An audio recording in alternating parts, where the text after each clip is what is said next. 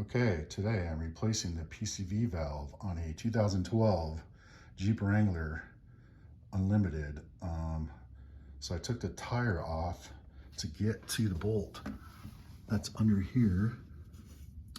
It's a T25 Torx.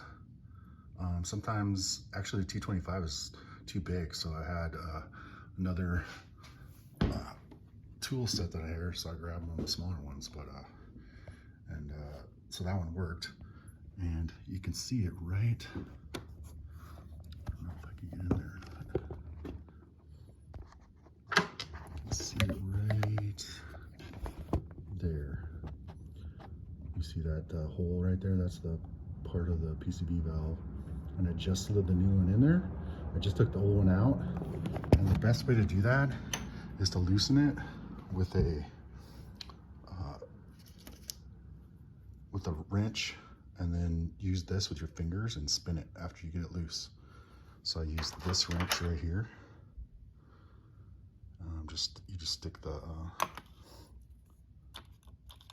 Torx in there to get it loose, and then take it out, and then just spin it with your fingers, because you can't really get a wrench in there. And I did that from the top, and I did it from the bottom, and it just came right out. So the bottom one, you go through the tire like I just showed you. The top one, you just go right here, and you take off this camshaft sensor, and you pull off the other hose that's on there.